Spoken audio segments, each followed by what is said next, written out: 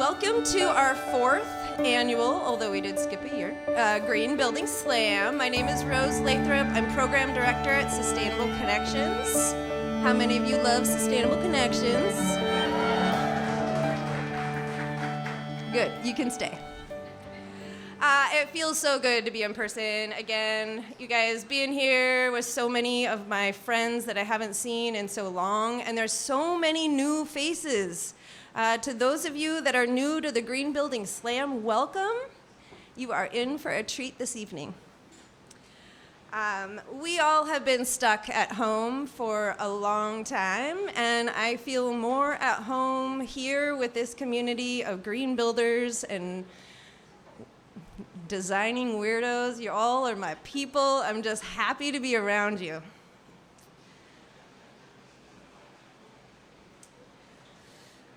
It is my honor to spend this evening with you and our special guests, our presenters. They are phenomenal humans that are next level, so you guys are in for a treat. I wanted to thank the Northwest Eco Building Guild for the inspiration of this idea. We've modified it and made it our own, but they are a great partner of ours. To the AIA for partnering with us to provide credits for you architects out there. Thank you for that. And then I wanted to make a special announcement. I won't make you sing happy birthday or anything, but it is 20th anniversary for Sustainable Connections. For 20 years, we have been transforming this community into a bunch of local lovers. And how many of you are members? If you're a member, raise your hand. Okay, and if you didn't raise your hand, figure out how to be a member. We want you to join us. And then if you're a sponsor, go ahead and stand up. Yeah. Okay. I really want to point out these sponsors because it's special and unique to what they do and how they contribute to this program. Many of these sponsors promote us every single year. They give us funding so that we can continue to do great programming, important educational opportunities, market development. These are the things that they see that we're doing, and they're supporting us. So please support us as members. I was calling somebody out there for just a second. You guys, we are in for a special treat. And for those of you that don't know how the slam works, each presenter has only 10 minutes and only 10 slides. So it's not an easy thing to do. I want you guys to give them a little slack, but also don't.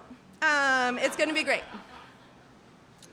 The presenters we have curated for you this evening are catalyzing and transforming. They are leading, pioneering, revolutionizing the way we design and construct our built environment. Not just to reduce climate impacts, but they are digging in to finding real strategies to make the carbon transition equitable and just. Because we know that climate change poses the greatest threat to those least responsible for it, including low-income and disadvantaged populations, women, racial minorities, marginalized ethnic groups, and elderly. And with this in mind, I want to acknowledge that we are on the ancestral lands of the Lummi and Nooksack peoples. We are grateful for their stewardship of these lands and waters since time immemorial, and we are grateful to be able to share this space with them. We intend to be respectful guests, and good neighbors, and we recognize their culture, heritage, and sovereignty. And as the effects of climate change mount, so does the urgency to ensure equity while pursuing solutions and stewardship of the lands and these waters. The presenters you will hear tonight are on the forefront of this work and will inspire you to work harder. My hope is that you all leave here tonight full of energy, full of excitement and inspiration, and ready to take ideas to action.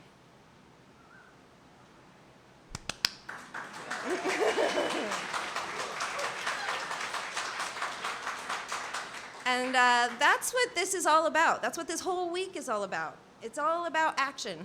What is that saying? All about action, boss?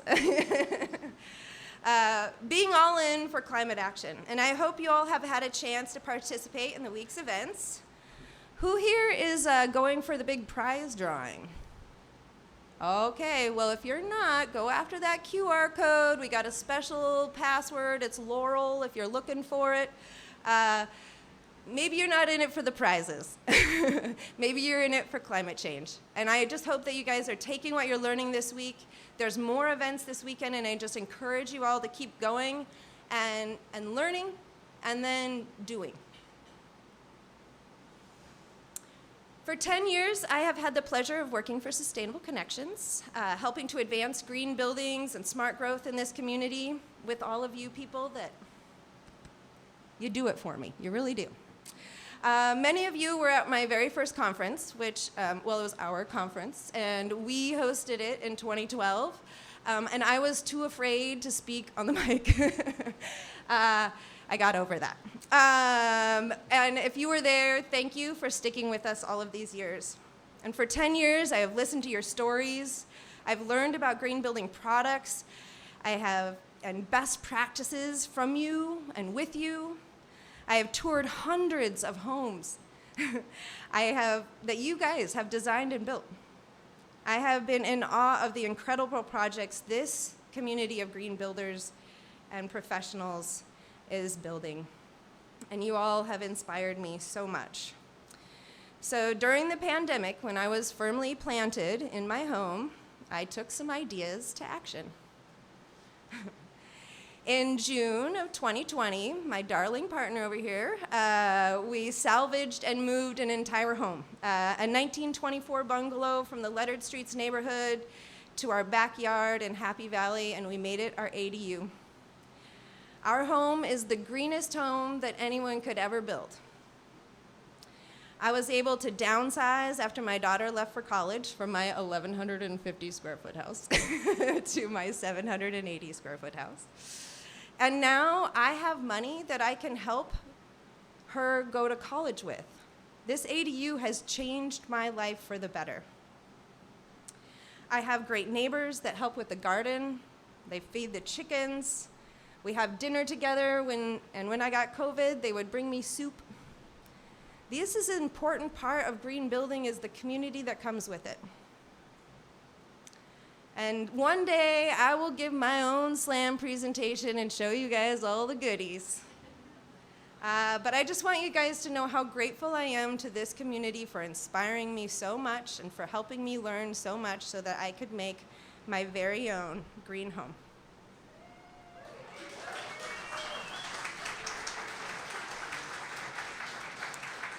In 2018, the City of Bellingham approved ADUs in the City of Bellingham, which was a huge win for this community. And since then, there have been hundreds of these homes built across this city, providing homes for disabled family members, opportunities for aging in place, and opportunities for low and moderate income homeowners to build wealth.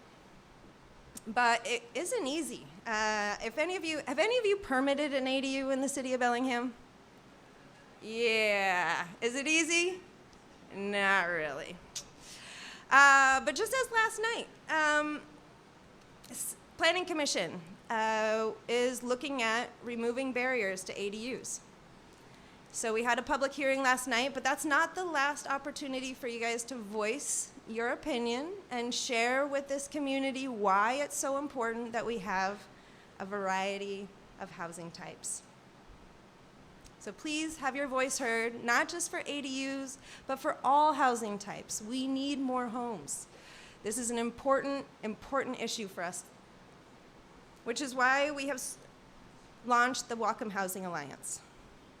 And if you want to know how to get involved with more of this work in helping to create more homes, join the Housing Alliance, become a Bellingham for Everyone ally, become a member of the Housing Alliance, just join us.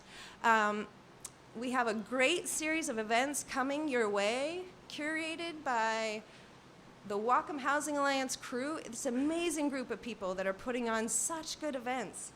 17th to the 21st, I hope you all join us. We have yard signs in the back. If you didn't get yours last year, be sure to pick up your yard sign and show everyone your support for more homes. Finally, I want to introduce to you all my dream team. The energy and green building team at Sustainable Connections is next level. And it has been such an honor to work alongside these thoughtful, energetic, and passionate individuals.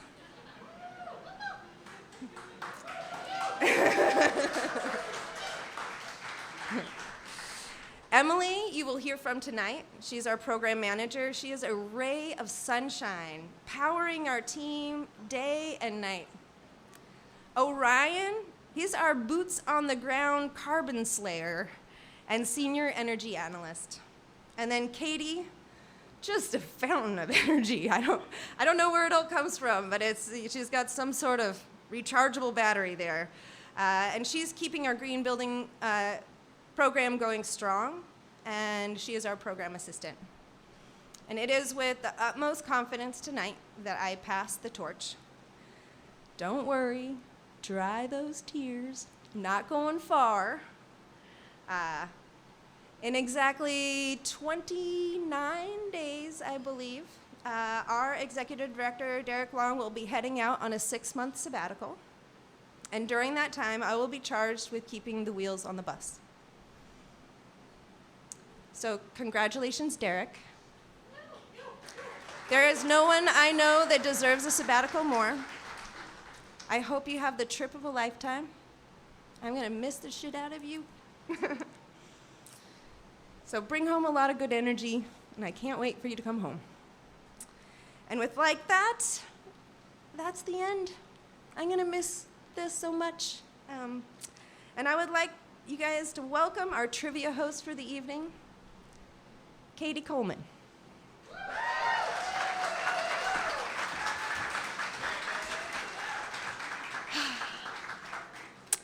Thank you, Rose, for the warm introduction.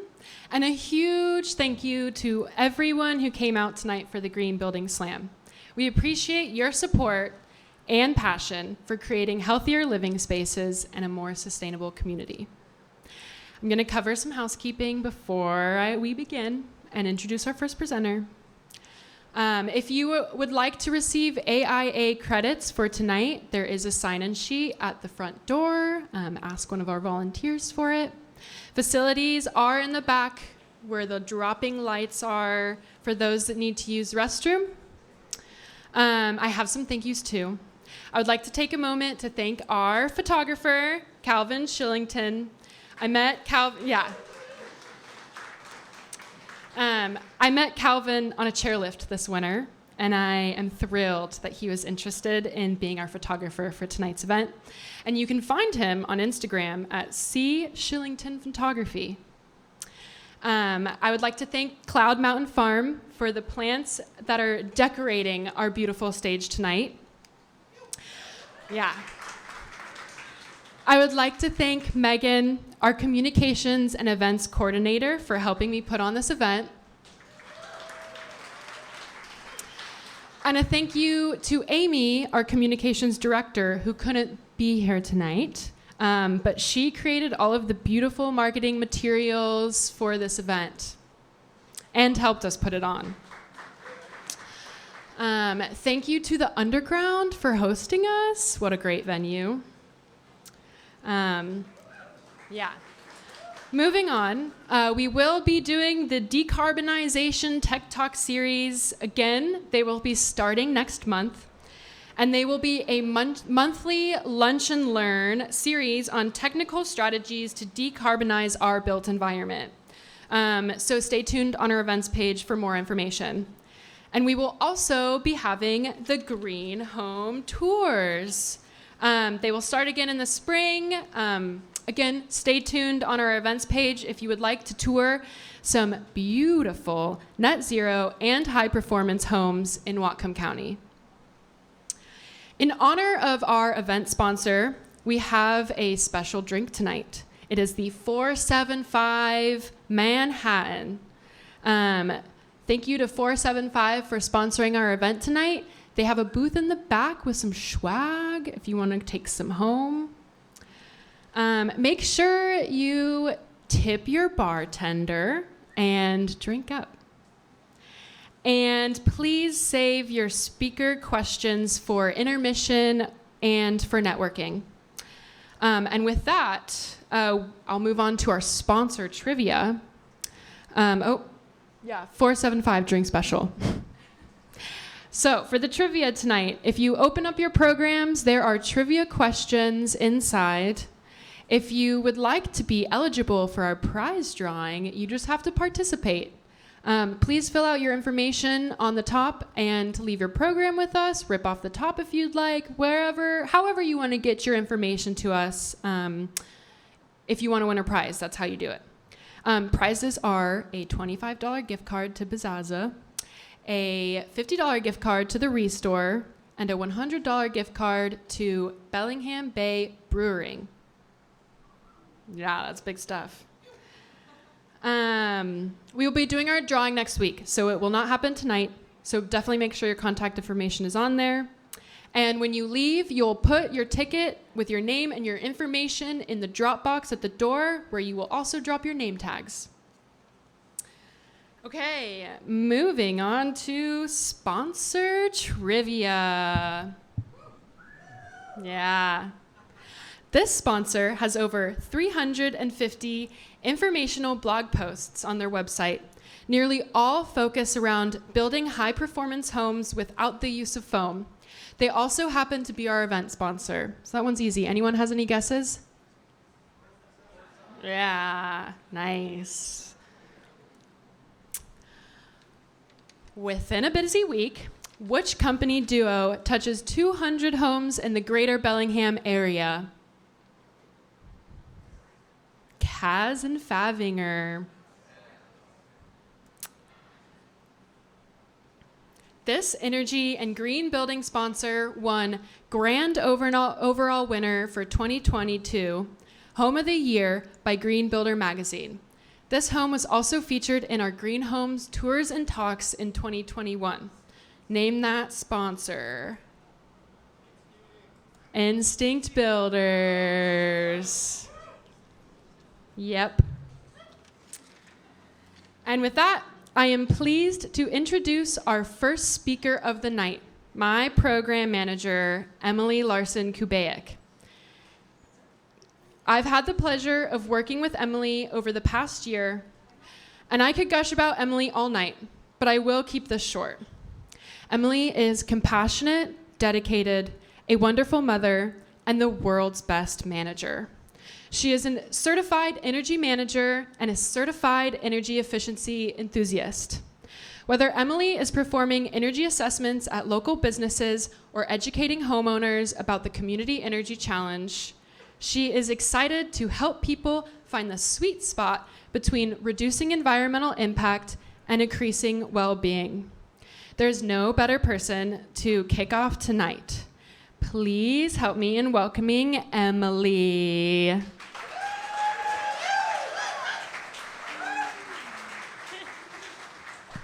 I didn't know they were going to say nice stuff about me ahead of time, so I'm all like emotional.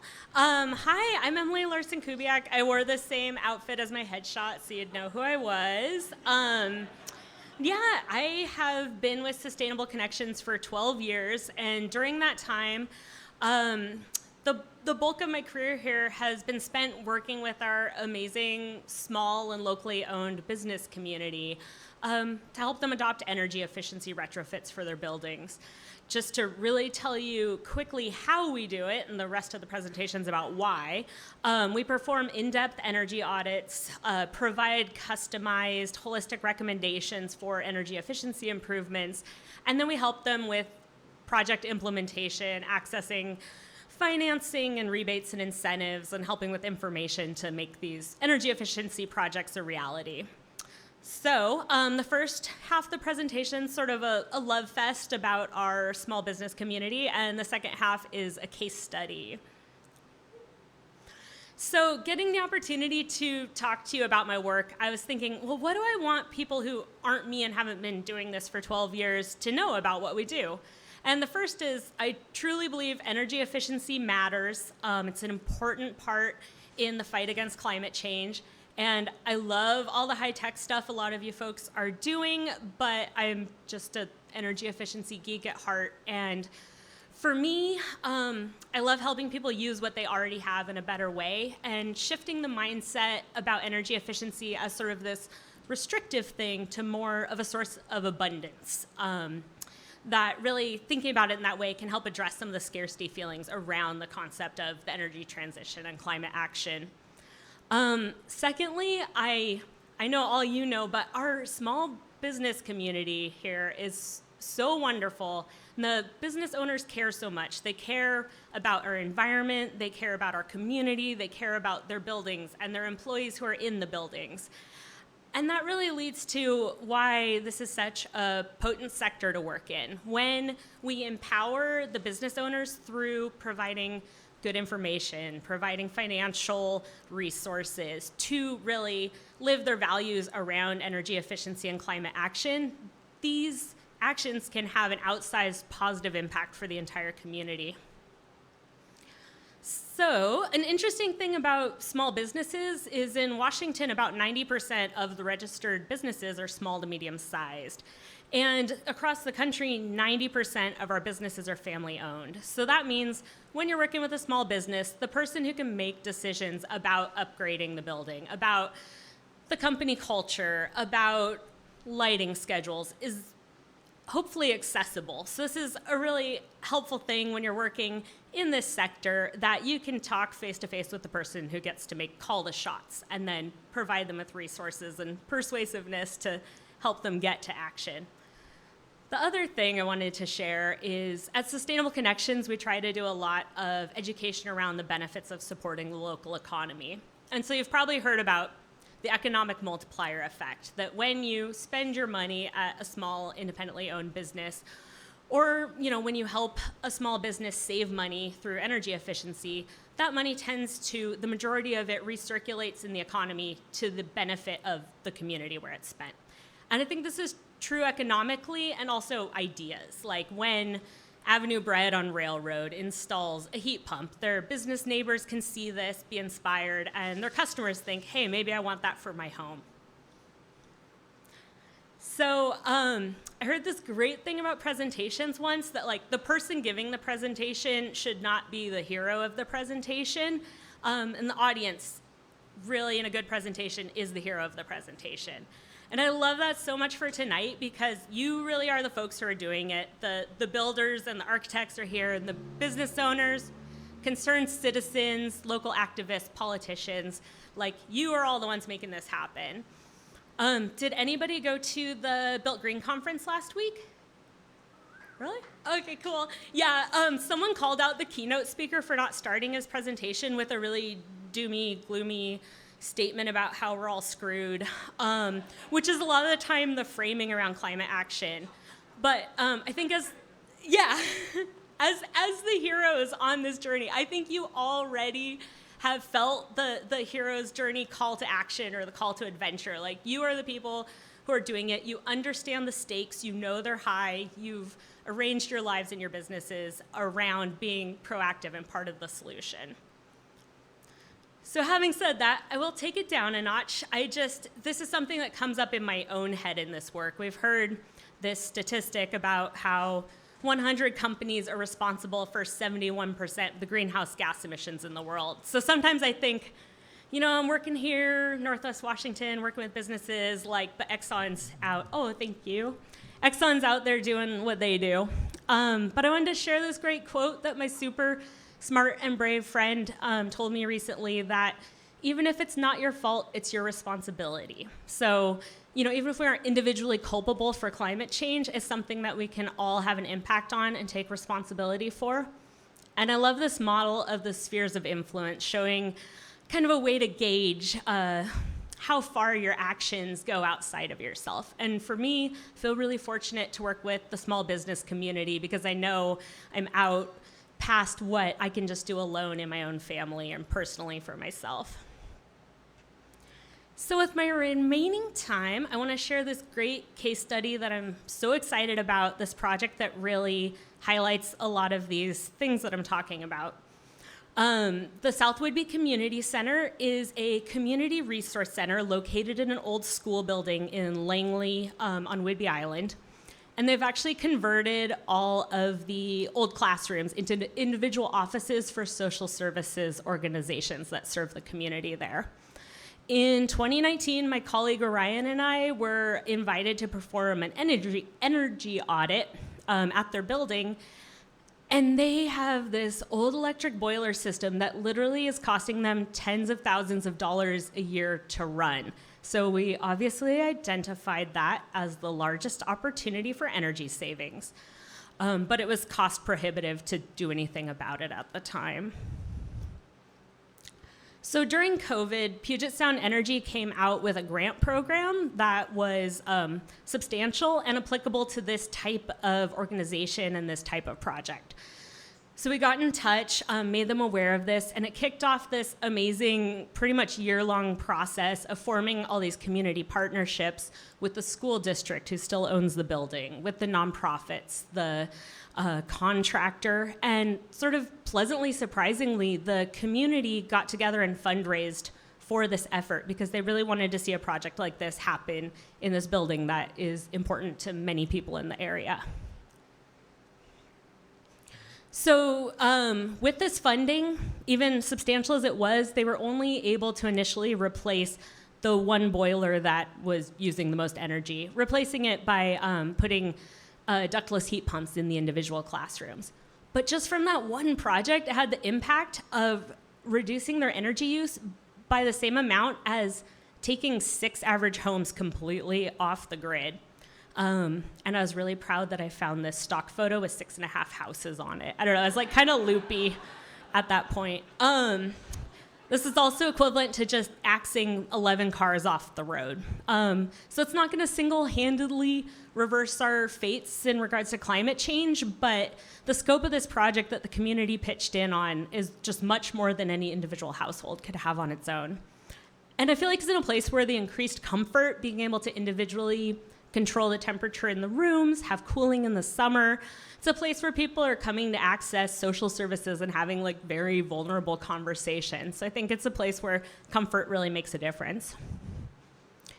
So talking about those spheres of influence and that ripple effect, I just heard this week that they're fundraising to replace more of the boilers in the building, which I was just totally stoked to just know that, you know, the good energy's going forward.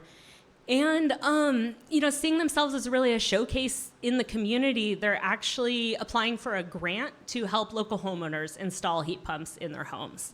So I just love kind of where it's headed now. So maybe to bring it a little back to the doom and gloom, like you all know there's so much left to do. I wanted to just hype up why I'm excited about this work, but you'll hear in some of these presentations other approaches to addressing these issues. You know that we can't really have climate justice without economic justice and racial justice and equity through society. On some level, there's already, climate change baked in. There's people, very smart people working on adaptation. And really just all of us are working on trying to get that radical buy-in across all sectors, all spheres of society. But there are actual studies that if you get together with other people to celebrate the wins in the fight against climate change, that's the best way to have endurance for the long term in this fight. So I'm just so thankful for all of you. And this is all these people who wanted to do this on Friday night. Like, I'm just so happy and impressed. So thank you for being here. And now I just want to see the other presentations. So.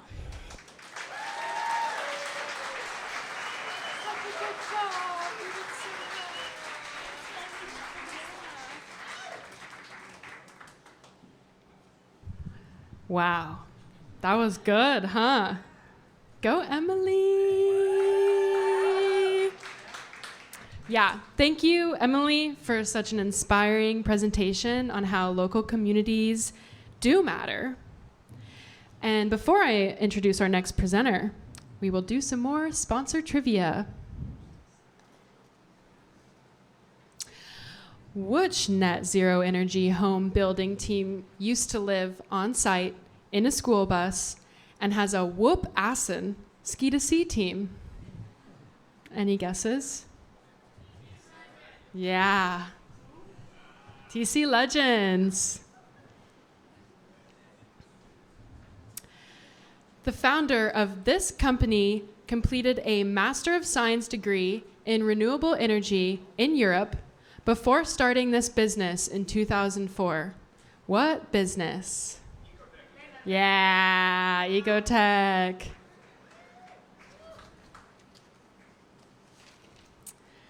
And now it is time to introduce our second speaker of the evening.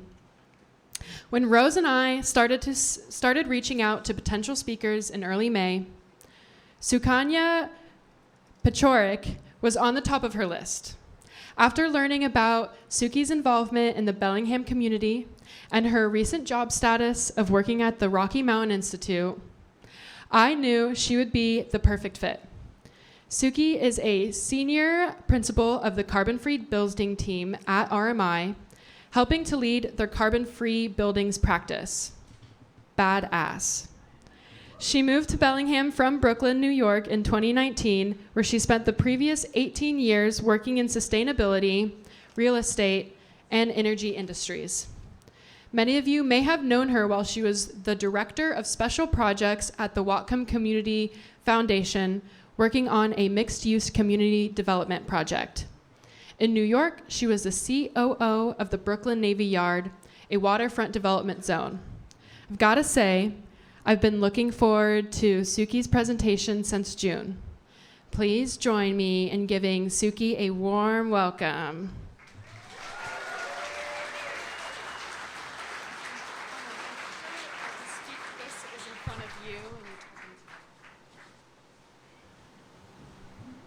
Good evening, friends.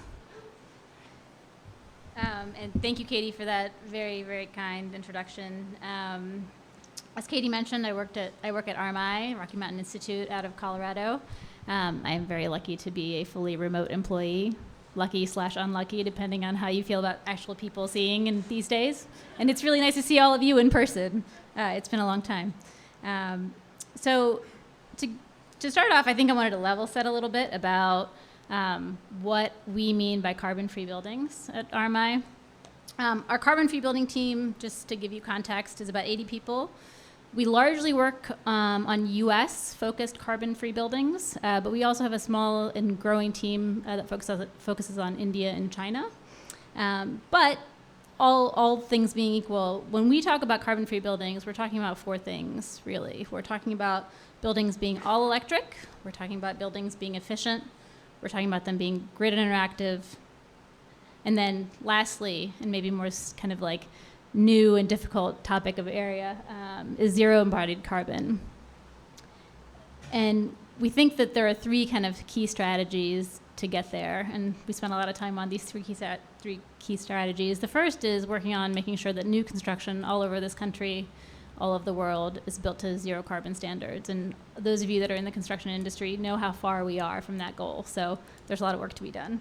The second is to make sure that when we are replacing appliances for new construction or for retrofits, that appliances are electric, grid interactive by 2030, and efficient, of course, and that we are essentially quintupling our retrofit rate in the US, so 5 times as much as we're doing right now. So we work on these kind of 3 key strategy areas. And how do we do that? We have 2 main kind of theories of change on how we get this work done. One is through policy transformation. We spend a lot of time on policy transformation, and I could spend the next 10 minutes, probably the next hour, just talking about that, but we're not going to talk about policy today. Especially with the Inflation Reduction Act that just passed, there's an enormous amount of opportunity. Feel free to clap, because it is really, I mean, it is going to revolutionize the industry. But with the IRA and kind of all the work that's going to come, I'm going to leave that for a different day and a different 10 minutes. I'm going to talk today about market transformation. And I actually should have said this at the beginning. The reason that my presentation was called market transformation through green buildings acupuncture is, for those of you that have heard our founder, Amory Levins, ever speak, he likes to talk about acupuncture in systems, not to have to look at the whole system, but to look at nodes that are stuck, that have enormous impact in terms of being able to change a market, a system. And so our work is largely focused on doing not just gap analysis, but really systems analysis and figuring out where the inflection points are that could have the largest impact if we were to be involved. And then focusing a lot of resources on that. Maybe before I even talk about the two kind of key areas of market transformation, what I'll say is we spend an inordinate amount of time, disproportionate amount of time, on affordable housing and equity issues on the carbon-free buildings team as a foundational issue as we look at the market, because we think that all of the work that we should do should incorporate those two key things going forward, because those are the most stuck things that we see in the industry. But the two kind of theories of change, one is looking at demand. So how do you drive demand? How do you make sure that you as consumers, I as a consumer, this is the thing that we're asking for every day, that we get up and for looking to retrofit our home, that we know that we want a heat pump, that we want an electric and efficient appliance.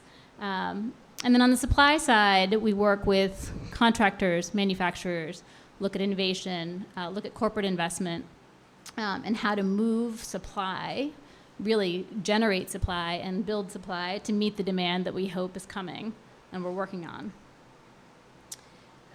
So in terms of acupuncture points, today I'm just going to spend a few minutes, hopefully 5, on the 5 kind of high-level topics that I wanted to share with you today. Some we're already deep in, so we've spent maybe several years on some of these, and some are in incubation phase. Some are kind of the things that we're thinking about scoping now and looking into the future on. The first of those is the work that we're doing around advanced building construction. So with the DOE, over the last 5 years, we've been working very hard on scaling retrofits. For those of you that have done one-off projects here or in other parts of the country, you know that even a one-off project to do a net zero construction is incredibly difficult.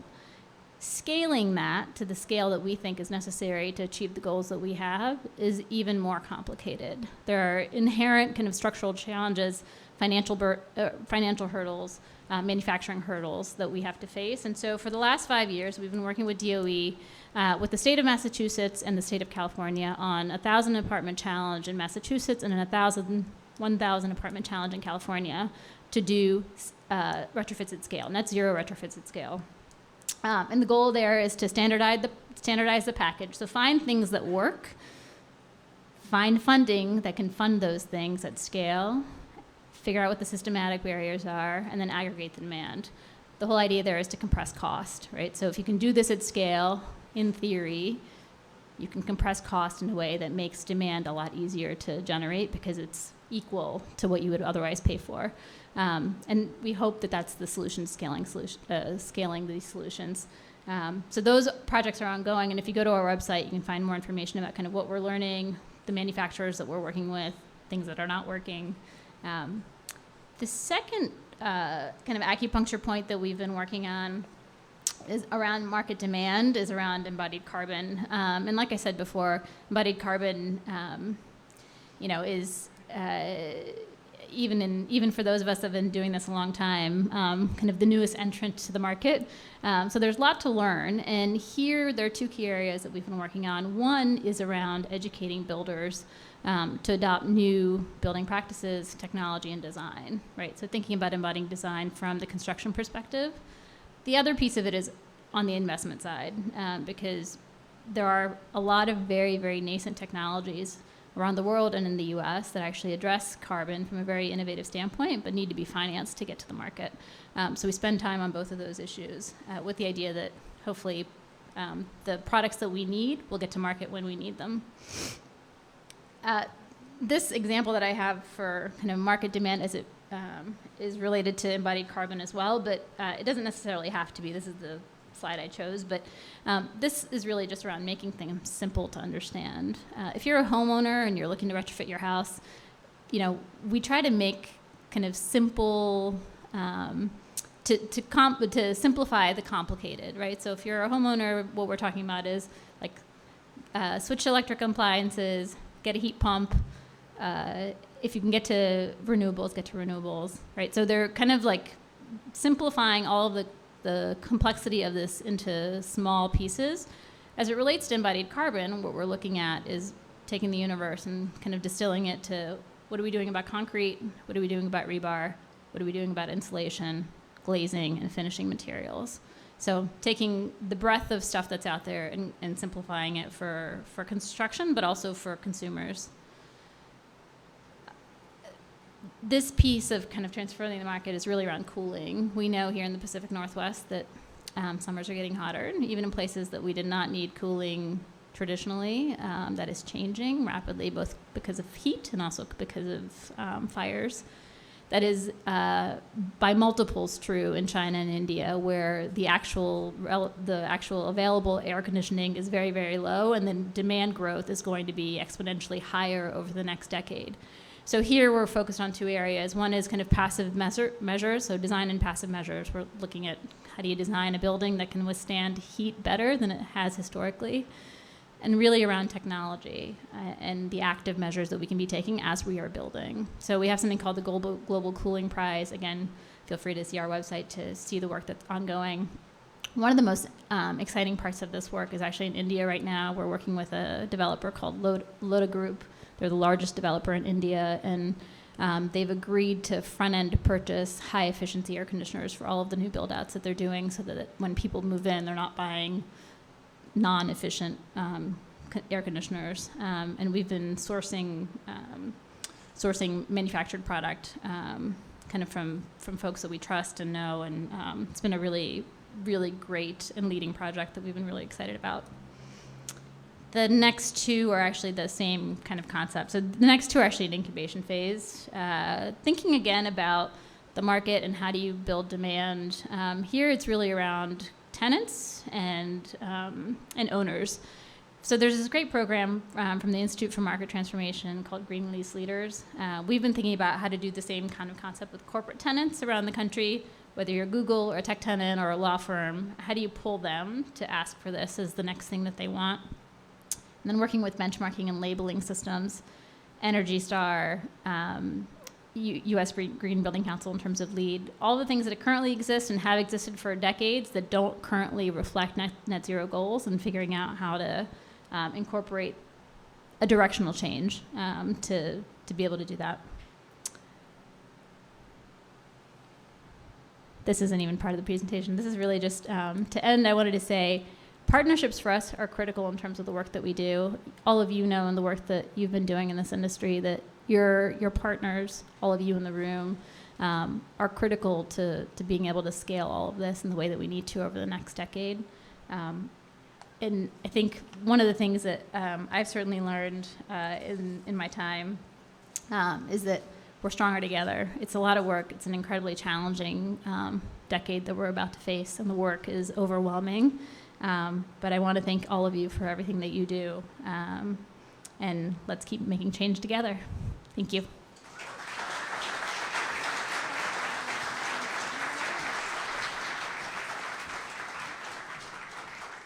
Nice. Now back to some sponsored trivia. In 2002, Jack Hardy founded a company while he was an environmental science professor at WW. In his retirement, Jack has started lecturing about environmental science on cruise ships in the Caribbean about the dangers of climate change. What company was Jack the owner of for 10 years? Western Solar. Yeah. This Bellingham-based company demonstrates their value for community wellness by donating 7% of their annual profits towards the environment, arts, wellness, basic needs, research, and education. Name this program sponsor. Seeking Health. Yep. And with that, I would like to introduce our third speaker of the evening. The Institute for Energy Studies at Western Washington University is stocked with amazing professors that teach and inspire young energy professionals every day. And I have to admit, there is one energy professor that takes the cake in my list of favorite people. Charlie Barnhart is not only one of the smartest people I've met, but he is also incredibly driven to enact change. Charlie serves on the Bellingham Public Schools Sustainability Task Force, and the City of Bellingham Climate Action Task Force. I've admired Charlie and his work for years, and I'm excited to introduce him as a speaker for the Green Building Slam. Help me in giving Charlie a warm welcome.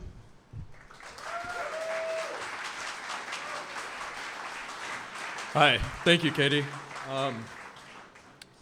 So let's see here.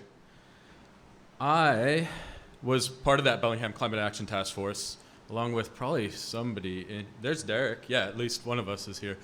And one of my favorite parts of being a member of that is to read the submitted comments from the public online, because it really helped us become more informed and make better decisions for the people. No, I read them because they were pretty funny. I wanted to trash them. And one of those things that I read was, what happens when the power goes out? How do we stay warm? The actual question was, how do we stay warm if the power goes out because China nuked us? The first half of the question is legit, but I'll try to address the second half of the question in case whoever submitted that is in the audience. Heat will not be a problem, so it's fine. For the first part of the question, what happens when the power goes out, particularly on a cold snap? Well, we have to figure out how to stay warm somehow so we avoid this situation. I just picked up Frozen. I typed in Frozen Shining because I wanted that image, but because I typed Frozen, this picture of Anna came up too. And I immediately was like, wait, there's some like real parallels between these two movies, because like the second act of Isolation and Mania begins after one of the characters gets injured, you know, Anna and Danny respectively. And then like somebody gets frozen at the end. This isn't like a film theory slam. I'll get back to the buildings. Okay, what happens? Heat is a fundamental biological need as humans, right? If you've watched any of these like survival shows like Alone or something, you realize that we can only live, there's this rule of threes, right? 3 minutes without air, 30 minutes without shelter. So if it's really cold or really hot, you don't have much time. 3 days for water, 30 days for food. And this is a real challenge and a deadly phenomena that exists globally and here in the United States as well. So globally, at the very bottom, it's difficult to see, is posture, young man. Globally, cold kills 1.7 million people per year, and heat kills only 0.3 million people.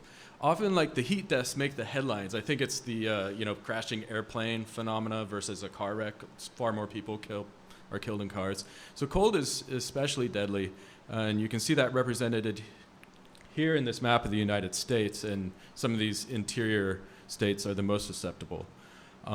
This became headlines back in 2020, was it? When Texas suffered a widespread power outage, and the death toll climbed to over 59 deaths during that period of time. People were heating themselves in their cars out front. People were burning things in their homes. So it becomes a real issue. And this winter, because of geopolitical tension, war happening in Ukraine, and the pipelines that run through that nation and the Nord Stream being shut down by Russia, all of Western Europe is going to face natural gas issues, either really, really high costs or lack thereof of natural gas, or both. And so how to stay warm when you're out of power or out of gas. Okay, meanwhile, we have the complication of electrification. And this is, I think, why it was brought up in the Bellingham Climate Action Task Force. If we ban natural gas here in Bellingham and we switch to heat pumps, what's going to happen if China nukes us?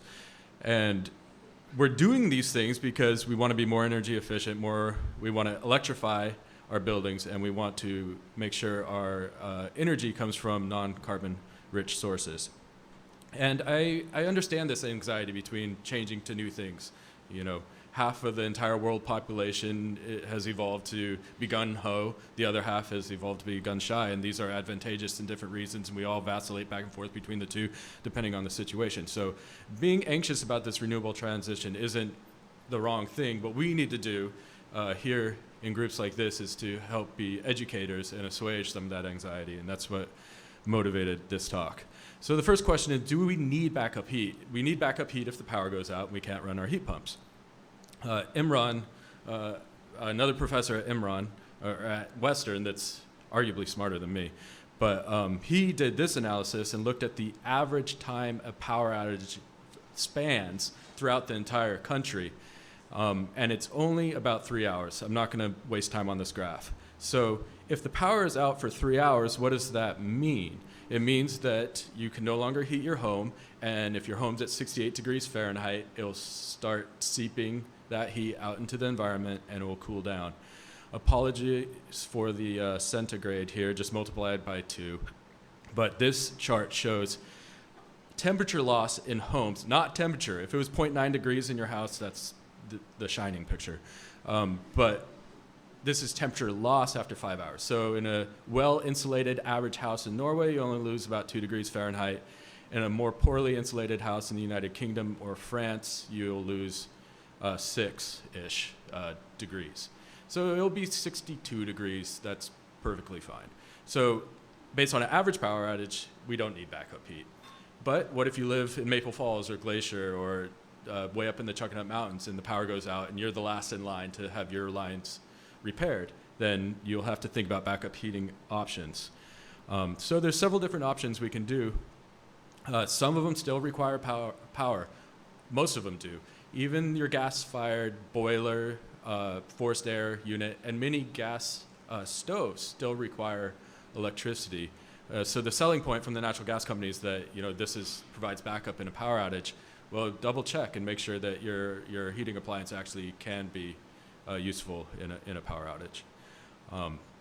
So these powered ones will need something like a battery to run them or a backup generator.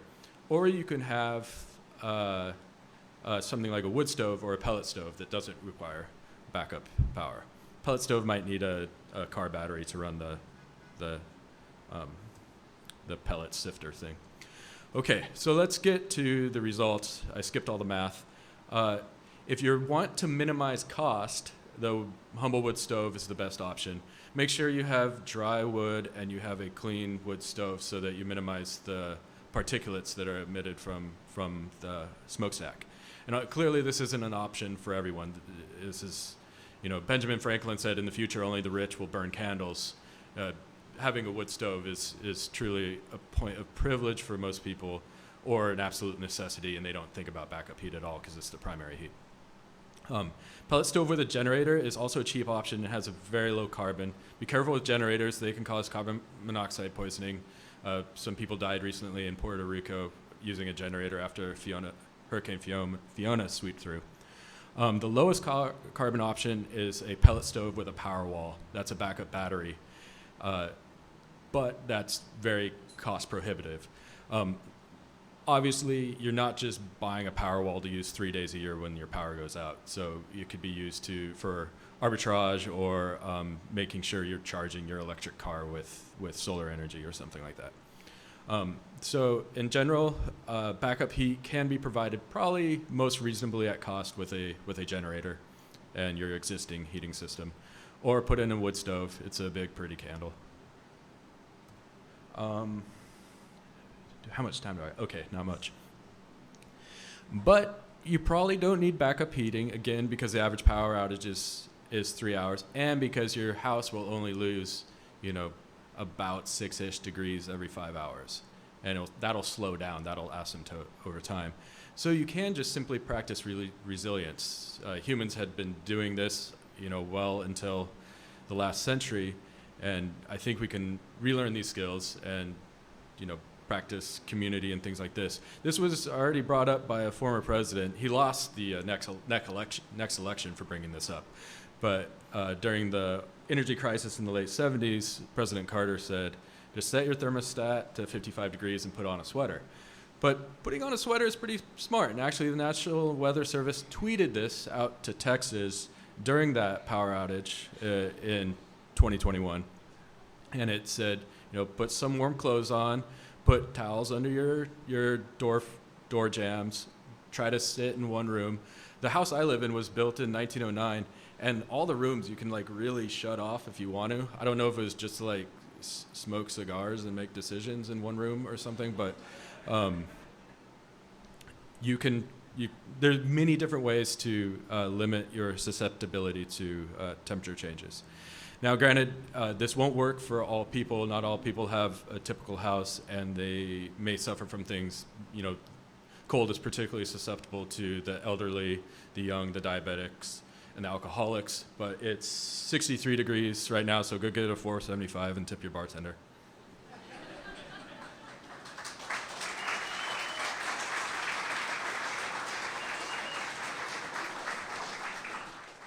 So we're gonna move forward for some more trivia questions. Thank you, Alex, for the clapping. Okay, this one's important. You all might want to pay attention and find your seats. In October of 2021, this Bellingham company presented Smart Microfarms concepts for healthy life support inside spaceships during long-distance space travel at NASA's first annual 100-year Starship Symposium in Orlando, Florida. Who is this sponsor? Give me a drum roll.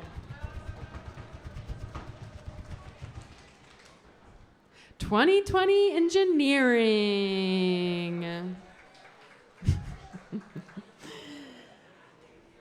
What sponsor started their company in a dairy barn in 1990 and had to pull out the milking stalls to make room for timber?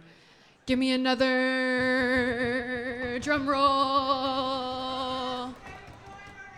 Yeah, Sheila's got it.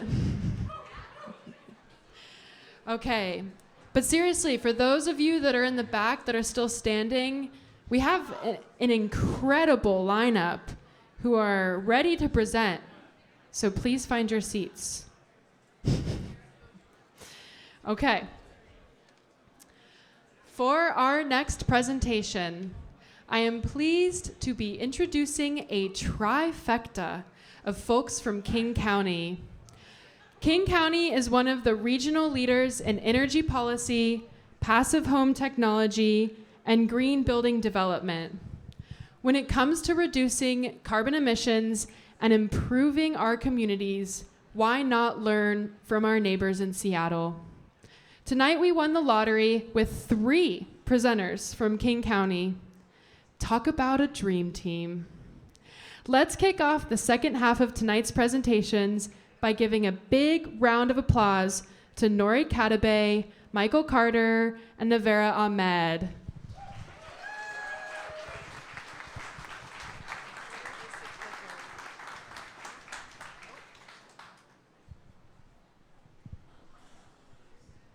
Good evening, good evening. All right, so I'm a fast talker. I'm naturally from the East Coast. I'm a West Coast transplant. So if I'm talking too fast, you let us know. Or if you can't hear us, y'all in the back, y'all go, what? And then we'll speak up, okay?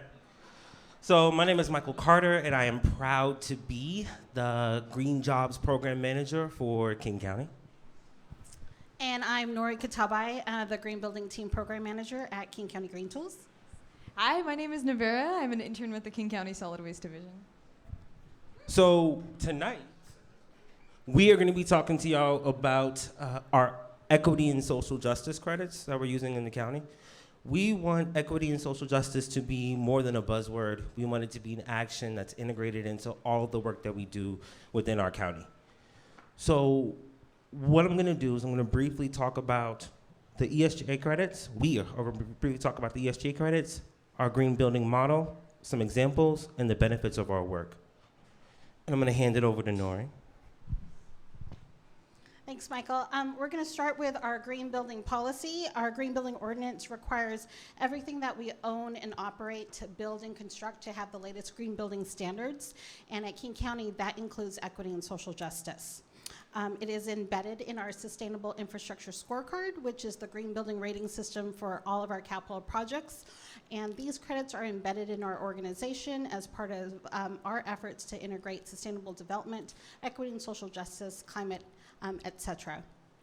At King County, we also have determinants of equity. We have 14 determinants of equity that are indicators to let us know how well our community is thriving and existing in our region. For our work, our role and responsibility is to really advance opportunities in how we can implement equity and social justice opportunities, and that is to achieve these goals, reduce harm, and improve outcomes. For our work on capital projects, this directly and indirectly relates to such determinants as economic development and built environment, as well as our natural resources. So I'm going to hand it back to my colleague to talk about. We're going to talk about the credits. Sometimes I cut my colleagues off. Apologies, Nori. So our ESJ credits, let's get into the nitty-gritty of what they actually are and how we operationalize equity and social justice in King County. So we have 9 different possible actions for a total worth of up to 26 credits. These credits were created by King County's Green Building Team in collaboration with communities as a part of King County's overarching county-wide equity and social justice plan. I want to highlight and lift up just some of the actions. I wish I had time to go over all 9, but we just want to highlight a couple because you're going to hear examples of them in the projects. Number 7, advancing economic justice. Number 9, innovation credits. Number 2, stakeholder partnering and collaboration. Think about those 3 as you hear about some of the examples of the great work that we're doing. All right, now I'm going to hand it back to Nori. Nori's going to talk about our green building model. So green building and equity and social justice is integrated in everything that we do. It's woven into everything that we do. So you have the green building ordinance that has now codified equity and social justice and the credits that Michael just mentioned as minimum performance requirements in King County Code. So all of our capital projects are required to integrate equity and social justice as part of their green building and sustainable development practices. We also have our Esj Strategic Plan. This directly relates to improving our services and facilities. And so what we're doing here is preventing issues that will worsen determinants that we have identified. We've talked about directly telling our staff to have that be integrated into the work that they're doing. So again, it reinforces the work that the Green Building Ordinance has codified. And then lastly, we have our 2020 Strategic Climate Action Plan. This has specific performance measures that report on how we're implementing the ESJ credits on our capital projects. This plan is also being co-developed and has been co-developed with our frontline communities as a community-driven climate action plan. So 3 of these policies that are integrated in our institution institutionalizes this practice in the work that we do as staff and the projects that we implement. So now we're going to talk about some of the projects. That's what we're really here for. You're going to hear some examples of how we put this work into action in our community. Fun fact, we are the 12th largest county in the country. So let's see some of the projects we're doing to make that impact tangible. Navir is going to provide some details here. Thank you, Michael. So we wanted to give examples of what ESJ can look like when it's embedded into King County capital projects. For example, SCIRTS, which is the South County Recycling and Transfer Station. It's a living building. It's part of the Living Building Challenge, and it has specific ESJ credits. Despite being in the construction stage, we're still able to get those credits using our partnership with DIRT Corps, which is the Duwamish Infrastructure and Restoration Training. So Dirt Corps is really great because it's this Green Jobs paid training program specifically targeting minorities and people in underrepresented communities.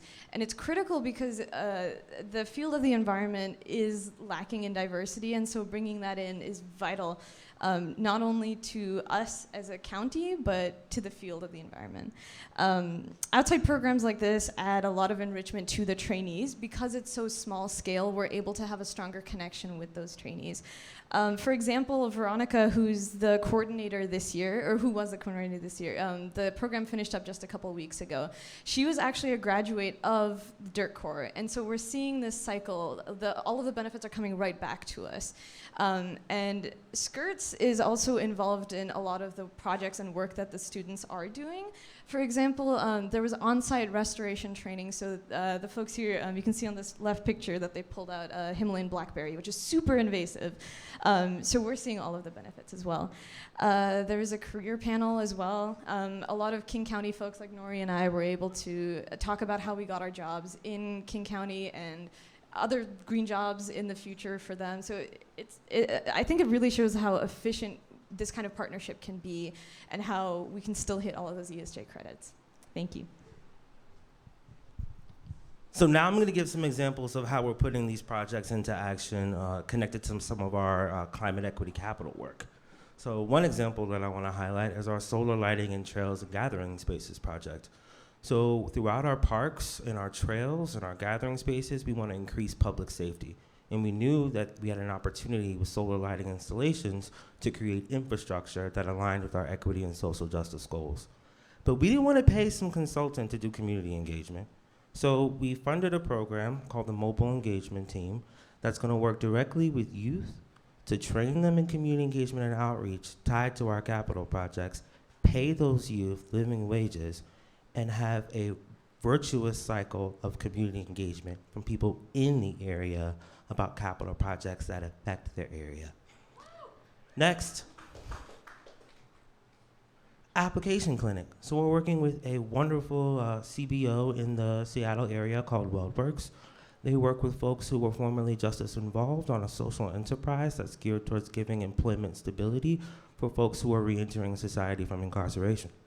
So we had that great social enterprise work with us directly on a deconstruction and recycling project for a demo for our 5th floor of our King Street Center. So after those wonderful contractors worked on that project, we said, hey, how about you do an application clinic with us? It's a 2-hour workshop where folks learned about the skills they learned on the project and translated that into resumes and applications for permanent employment here at King County. We want to continue to build this relationship and build out this model in other capital projects. Oh, they're giving me the 1-minute sign. I gotta go quick. So Energize is another one of our great projects that's expanding the definition of a capital project. We are installing 150 heat pumps in low-income and moderate-income homes in Skyway and White Center, one of the most diverse areas of our county. We're not stopping there, though. We're partnering with Emerald Cities Collaborative to support externships for their HVAC job training program so that folks from the community that we're serving are getting valuable experience and job training to fill positions that we need in order for us to make and fit our climate and our equity and social justice goals. And briefly, because I'm running out of time, they're telling me I have 18 seconds. I want to talk about equity, and I want to talk about the benefits of equity in these projects. So when we talk about how these projects are going to create an impact in the community, we want to talk about how we can use our process equity, that's our contracting and our procurement practices, to spread resources. We want to talk about intergenerational equity. How do we lay the foundation from what we're doing now with our projects to create an impact generations from now? And then we want that to lead into distributional equity. So that's how the resources are allocated in our county and how we use our economic power to make a difference in the communities that we serve. And last but not least, we want to thank you. Yes. Yeah, no, we just wanted to give 1 second to say thank you for coming out here. Yeah. Ready? Yeah. 1, 2, 3. Thank you. Oh, wait. Since we thanked you, we want to have you do something for us. So if you can, take out your phone, take a look at this QR code that I'm not covering with my shadow, and help contribute to our Green Jobs Community Engagement Survey.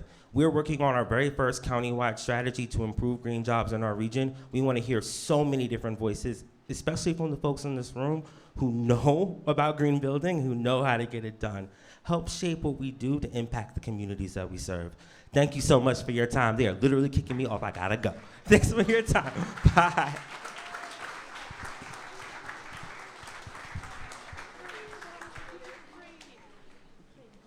Good job. Okay. Well, that was lovely. Yeah, give another round of applause to the King County folks.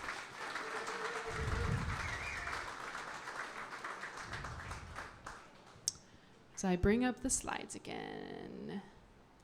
Okay. So we have some more sponsor trivia. Hold on.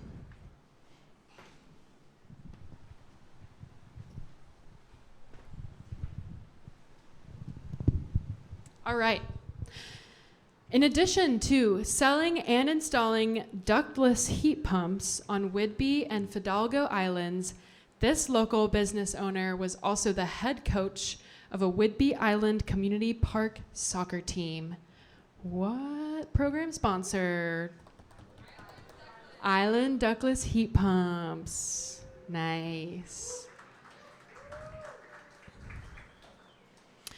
You could say heating and air conditioning is this local company's specialty due to their weekly podcast on KGMI.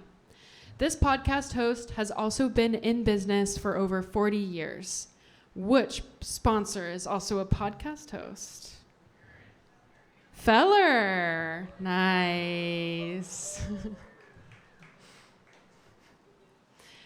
And now for our fifth speaker of the evening. I've only known Vina for an hour, but I've already developed a professional crush on her. Vina is kind, thoughtful, generous, and another badass woman in energy. She joined as Spark Northwest's new program director. Vina is also an engineer, a project manager, an entrepreneur with an MBA, an amateur gardener, and a mother of twins. Prior to working at Spark Northwest, she founded Project Feast, a successful nonprofit organization that prepares refugees and immigrant cooks for jobs in the food industry.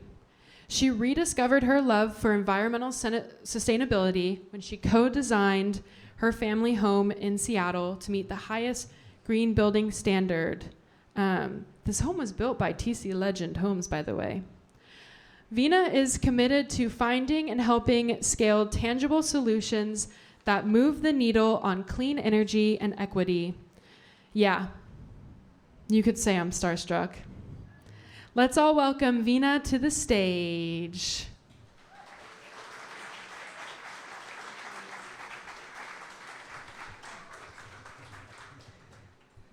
Hello and good evening, everyone.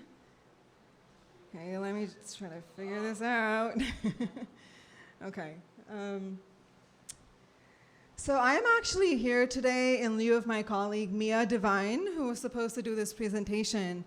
But unfortunately, she had a family emergency come up, so I am covering for her. And I really hope to do her words and her work good justice, so bear with me, y'all. So Spark Northwest is a small but mighty team with a mission of partnering with communities to build an equitable clean energy future. Our work has spanned over 20 years throughout the states of Washington and Oregon. We focus on projects that are locally owned and that help transfer power and wealth to people that are most impacted by climate change. And we also hope to really work with communities that are not always part of the clean energy movement. You know, and this includes Black, Indigenous, and people of color communities, low wealth communities, and rural communities. What am I doing here?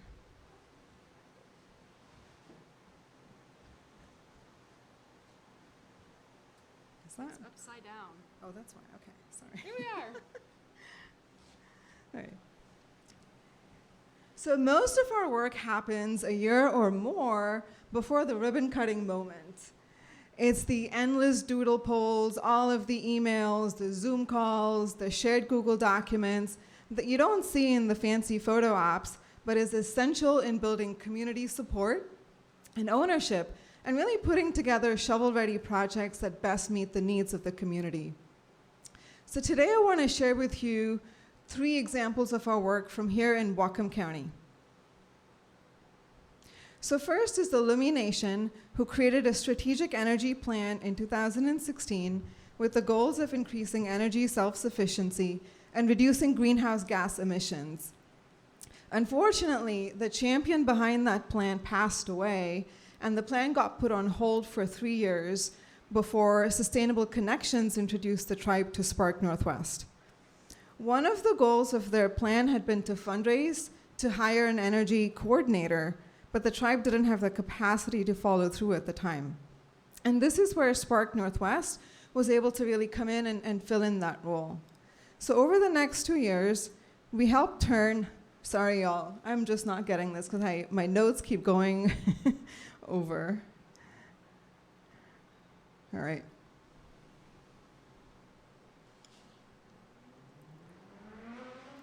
Over the next 2 years, we helped turn the tribe's ideas about energy sovereignty and education into fundable projects.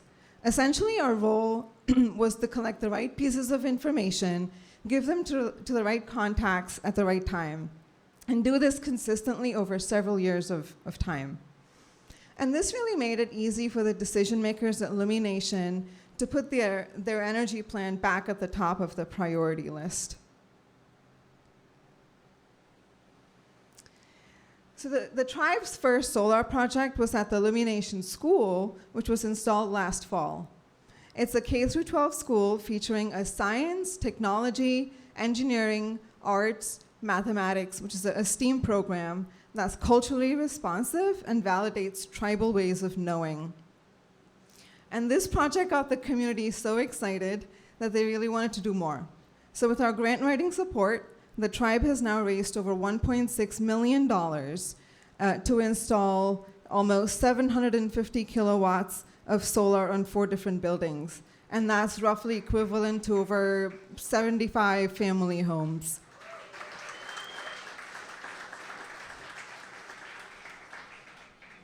It's really cool. And that funding will also help with doing a microgrid feasibility study too. So these solar projects will save the tribe about $70,000 a year in their utility bills. And all of this money can then be redirected towards other essential community services.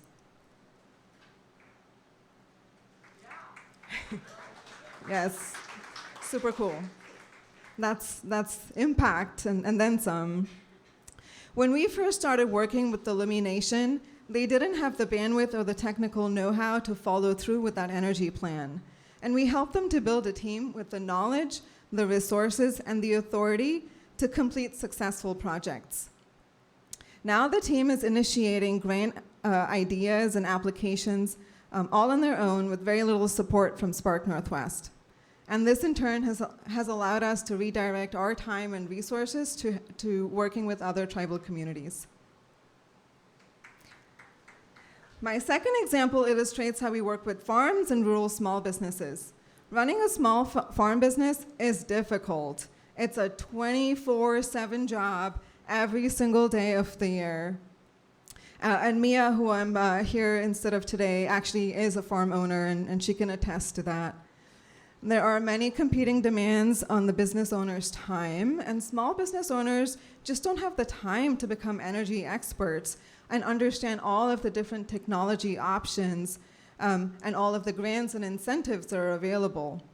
And this is where Spark Northwest comes in.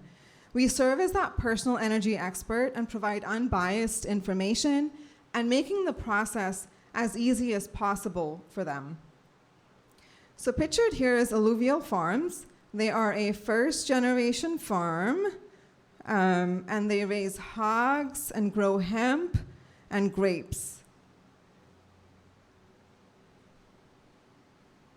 I'm having trouble with the mouse.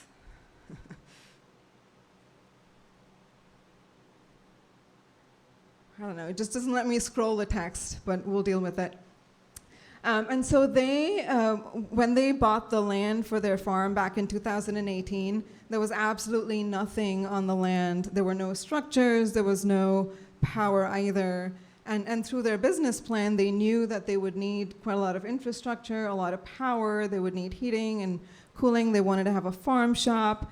And so they didn't know where to get started, but from the get-go, they really had this goal of environmental stewardship. And that's where they came to Spark Northwest and discussed their plans, and we helped them forecast their energy needs based on their plans, identify a local contractor, and get funding from USDA to help pay for the project. Or, as Matthew McDermott, who's the owner, in his words, we help put the pieces of the puzzle together. And you can see their 12 kilowatt ground mount system here that was installed prior to any of the buildings. And it's a feature that's highly visible to their customers and visitors, and they get a lot of questions about it.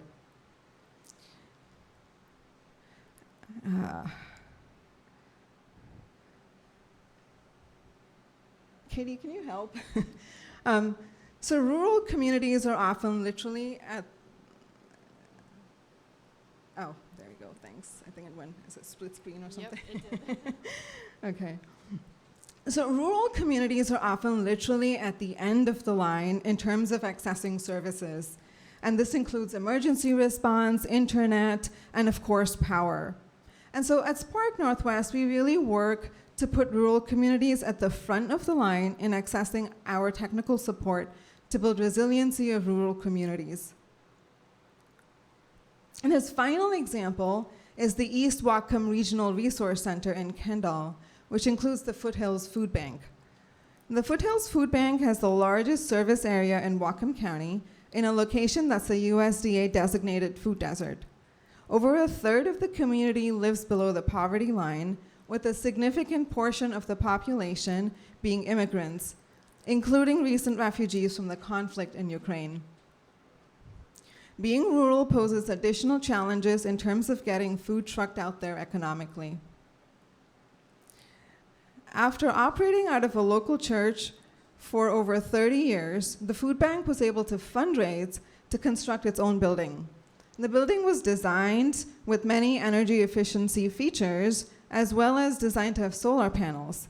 But the construction went over budget, and they ran out of money to put the solar panels on. And our project manager, Mia, found out about this because her son went to preschool next door, and it made her heart ache to see a perfectly south-facing roof without solar panels on it. So she got in touch with the Opportunity Council, who owns and operates the building, to let them know that there were grants that could help pay for the project. But they were really busy wrapping up the construction and getting the food bank operational to serve clients. So Mia led the effort to get quotes from different contractors, help them with facilitating the bid evaluation, and then just getting all of the documentation ready for their grant applications. And we heard recently from Executive Director Sam Norris that their last 3 months of utility bills were $0. And this got put up, I think, earlier this summer. Woohoo!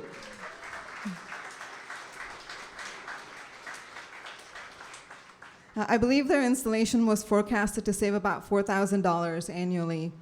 And every single bit of these savings will help further their mission of procuring healthy, nutritious food and distributing it in a dignified manner. Relieving the pressure of having to fundraise for bills adds a little bit of security to this important part of the food system. So Spark Northwest provides our services free of charge to clients. One of our superpowers is grant writing, and we aim to direct funds and our technical expertise where it's most needed. We're at a point in time when there is increased awareness and funding for clean energy projects, as well as concerns around equity and justice.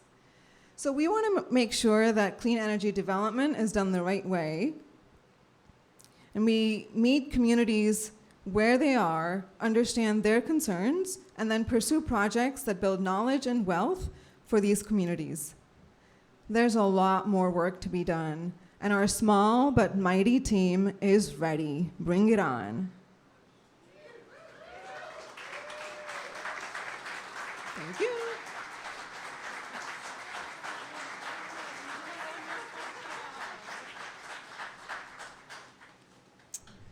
Well, speaking of the Community Energy Challenge and grant writing, I know our side of the Community Energy Challenge works pretty closely with rural businesses to write grants and try to receive solar projects and other energy efficiency projects. So it's a crucial thing that they're doing, and I loved hearing about all the different projects.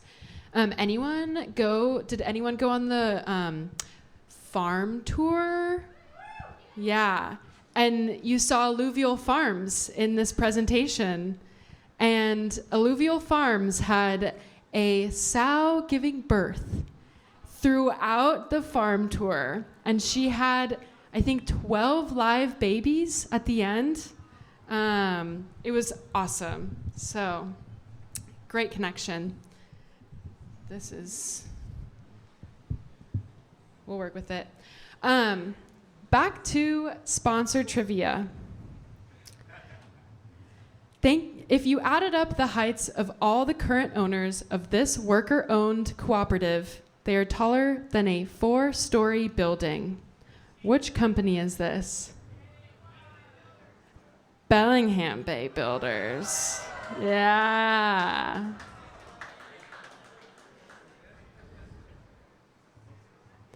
But then this worker-owned cooperative is partnering with Wacom Million Trees Project to offset the use of wood in all future projects via planting and protecting trees in our local forests. A1, yeah. And with that, it is time to introduce our second to last presenter for the evening. I've been working at Sustainable Connections for a little over a year, and throughout this time, I would hear either Rose or Emily talk about this person named Alex, who helped Bellingham be the top green power city in 2006, and was the first program manager for the Community Energy Challenge. And it only really recently clicked for me that they were talking about our local superstar, Alex Rammel. Alex is a Washington State representative and a climate policy advisor at Stand.Earth.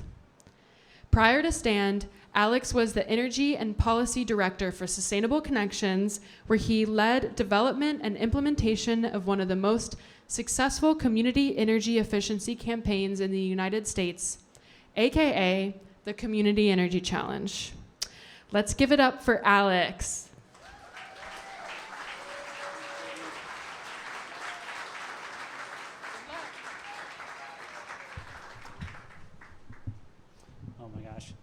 It's so good to see everybody.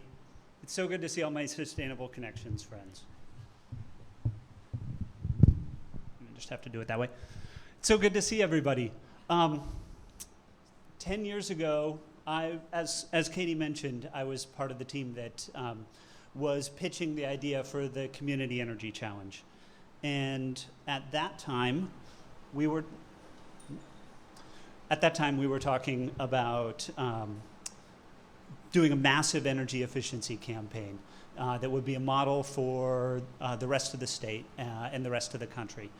And we were talking about doing thousands of homes and businesses with energy efficiency retrofits. What I want to suggest tonight is that we now have all of the pieces in place to talk about massively scaling up that kind of work here in Washington State, in a way that we're no longer talking about thousands of buildings, but tens of thousands of buildings.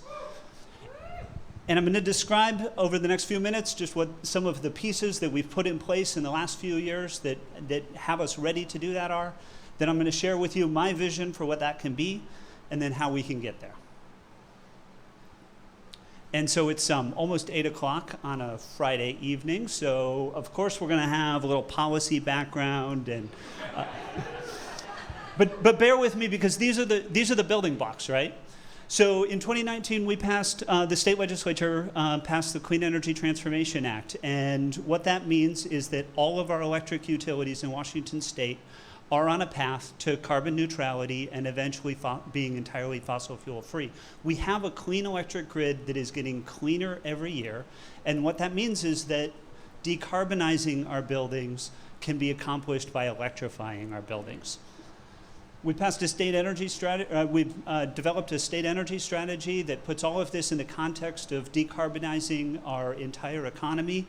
And then last year we passed the Climate Commitment Act that puts a cap that's going to decline every year on greenhouse gas emissions and uses the revenue from selling those allowances to be able to implement those clean energy solutions. So it creates a local source, a statewide source of revenue. And then this, over the course of the last few months, our state code council has been busy adopting the most climate-friendly energy codes anywhere in the United States. And so what that means is that our new construction is, I won't say taken care of, but is well on its way to being thoroughly decarbonized, which means that we're left with building retrofits. And so our existing buildings are going to be with us for decades to come. If we're going to hit our carbon neutrality goals by 2050, it's going to be with the buildings that we have right now. And that means that we need to massively scale up the pace at which we're doing energy efficiency retrofits.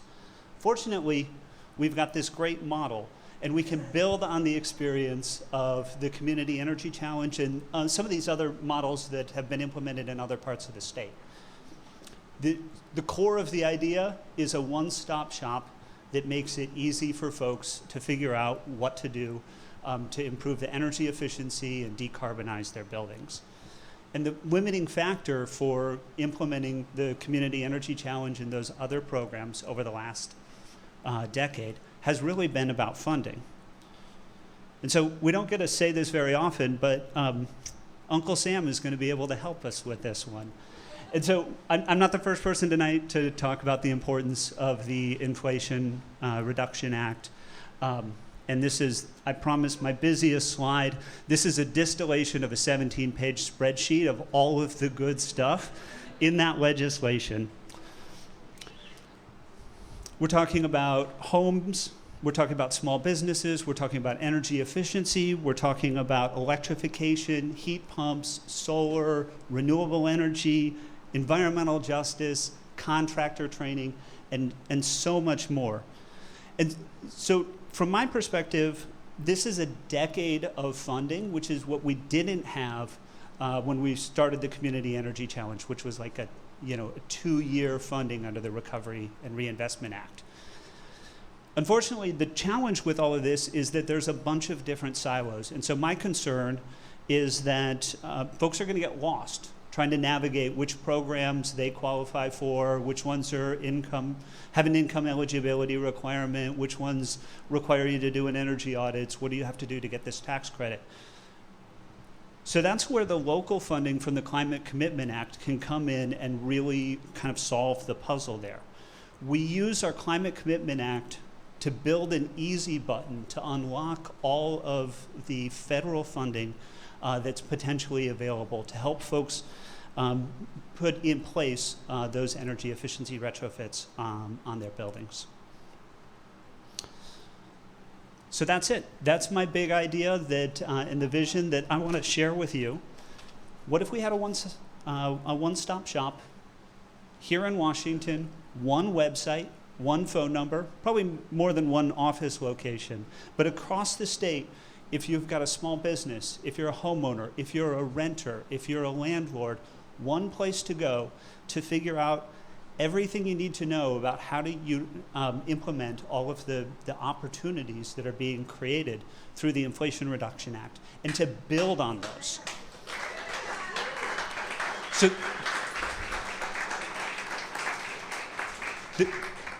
The goal is to get help with an energy assessment and recommendations, transferable tax credits, loans, contractor referrals, and so much more. We're talking about the whole building and every kind of energy upgrade. So insulation, air sealing, electrification, heat pumps, EV charging, solar, renewable energy, and all of that's guided by that initial energy assessment. You get advice that's specific to your building and your circumstances, and then they're there to help you figure out what you qualify in your community from your utility. So we're utilizing the utility rebates, the federal credits, state programs, and whatever's available locally. And folks, in this vision, we're not going to leave anybody behind. That means that for folks at the bottom end of the income spectrum, there's tiered incentives so that we're paying all of or the majority of the cost, and it goes up from there. We link this up with the low-income weatherization program, which is already doing so much important and good work in communities across the state, but we help them scale up and be able to do deeper energy retrofits on buildings for those clients. And we prioritize this work especially in marginalized neighborhoods that we know have been left behind for far too long. Ultimately, what this vision is a way to create thousands and thousands of good jobs and an enormous amount of work for folks in the building industry. This is good for workers, this is going to be good for businesses, and it's going to be a major step forward for our whole economy. So in my view, we should start off with negotiating a community workforce agreement. We've worked that out with folks in labor ahead of time. So the door is open to any businesses that want to participate, but they're all paying fair wages, and there's standardized ways for utilization of apprenticeships and those kinds of things. And folks, those apprenticeships are going to be so incredibly important because of how much work we have to do. This is a challenge right now. If you call up a solar installer in this community, anywhere in Washington right now, you're looking at least a 6-month wait. The limiting factor on how much clean energy we can do isn't going to be the supply, it isn't going to be demand, it's just going to be the workforce. So we've got a lot of job training to do. That's the key.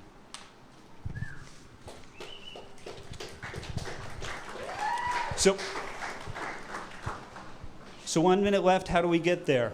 We're building on the experience of the Community Energy Challenge. We want to build on the experience of the other sister programs there, rope in leadership from Washington State University's Energy Extension that's been helping develop and guide these programs all along. And then our next step is eventually to create that shop. In my view, we want those folks to be entrepreneurial, we want them to be innovative, and we need them to be focused on getting as much of that clean energy investment into Washington as quickly as possible. In terms of what do we do to actually get this passed, I sometimes joke that I'm about 2%, my vote is about 2% of halfway to passing a bill. So we've got to get the rest of the legislature and the rest of the state leaders excited about this, and I'm pleased to report that Emily Larson Kubiak is going to be presenting to the Energy and Environment Committee of the House of Representatives next Monday morning. So we're on our way there. And we started talking with Governor Inslee's office. I think there's interest and excitement there. We will see a budget come from them in December. The legislature will do our work over the spring of next year. And if all goes according to plan, we'll have this vision funded and starting to ramp up this time next year. So I started off talking about where I was 10 years ago.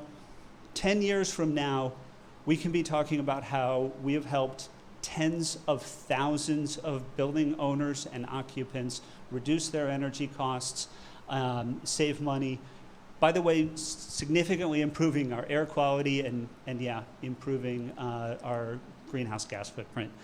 I'm so excited for the chance to work on this vision, and I'm so excited to be doing that with all of you in this community. Thanks.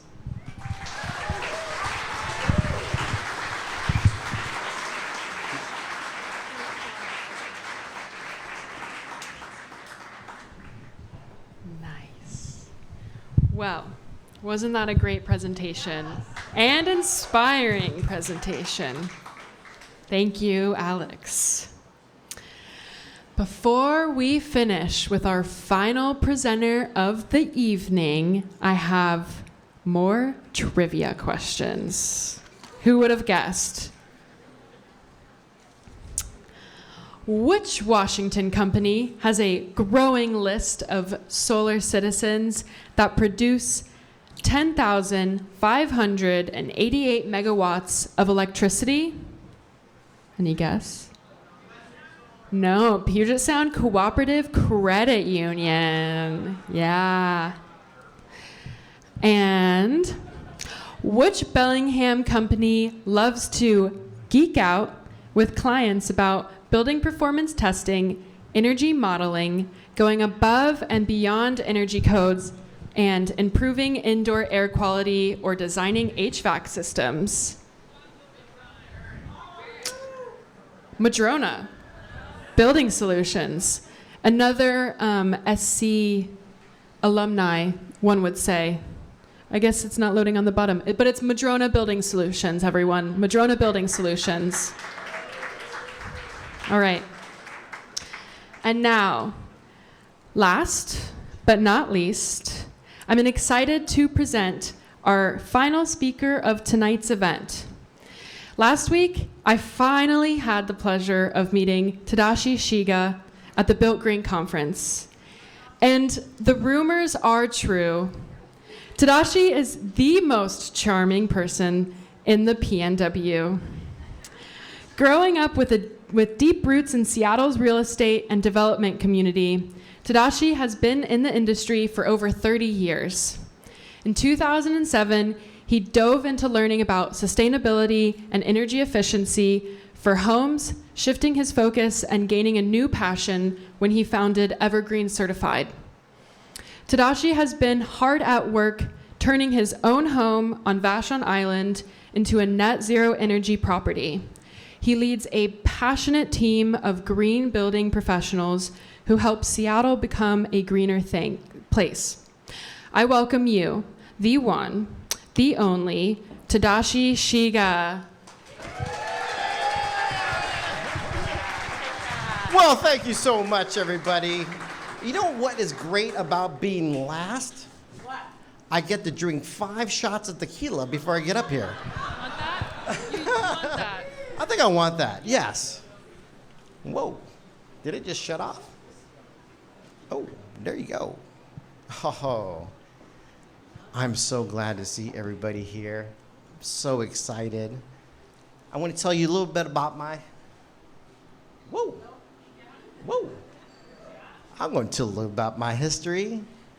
But how many people here want to build or live in a sustainable home? Yes. And how many people here want to build a better world, right? We all do. This is my tribe. Thank you so much. Well, I felt the same. So what I'm going to do today is actually tell you a little bit of history about myself. And because, let me just say, if I can do it, anybody can actually do it. This picture right here on my left, this is my dad. He was born in 1919 in Seattle. He was on that bumper right there. That was a little packet. That house there has been in my family in Seattle for 3 generations. That down there, that's the same house. That's my mother, 85 years old on my little I-3 right there. Mm-hmm, don't you just love that? Yeah, same thing there. So, but our history is this.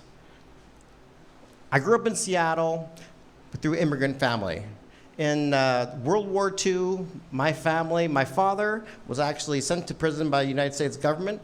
They thought, my grandfather was a spy. He was not a spy. My father was a conscious objector. He also got thrown in jail. And then their siblings got interned. So what happened to us? We lost everything. They had a successful business, but I grew up extremely poor. That's my 5th birthday.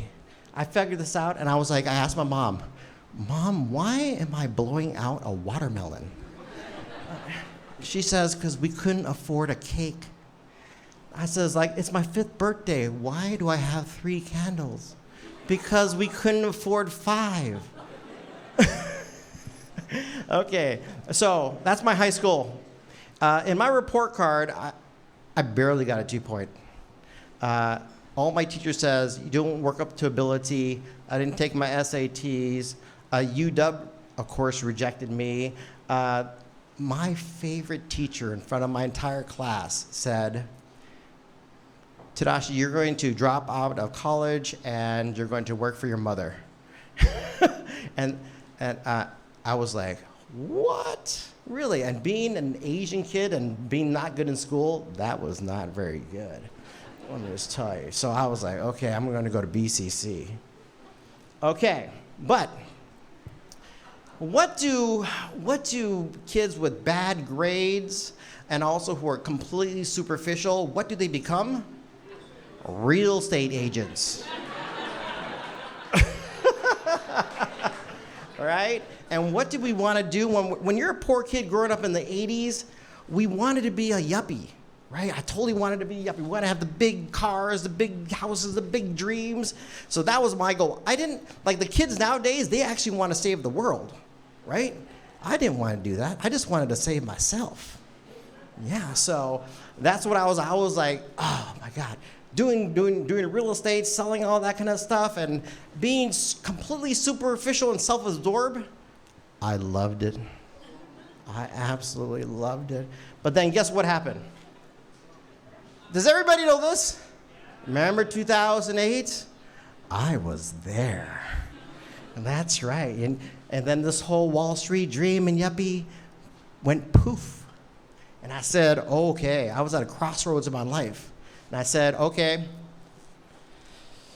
what am I going to do? So I had a lot of time in my life, so I'm going to take a class and become a HERS rater. Anybody know what a HERS rater is? Home Energy Efficiency Rating System? Yeah, I took it in 2008, and then I saw the light. I said, oh my God, I was missing this tribe. I need to save the world. I can't be so selfish all my life, right? I said, okay, and then I was at this crossroads. I said, okay. I am going to build the most energy efficient homes in the world right here in Seattle. So I told all my friends, all my colleagues, and you know what they said? You lost your mind. What are you doing? You can't do that. You need to stick in your little zone. You need to just be a real estate agent. And nobody wants to buy a green home, right? I said, okay.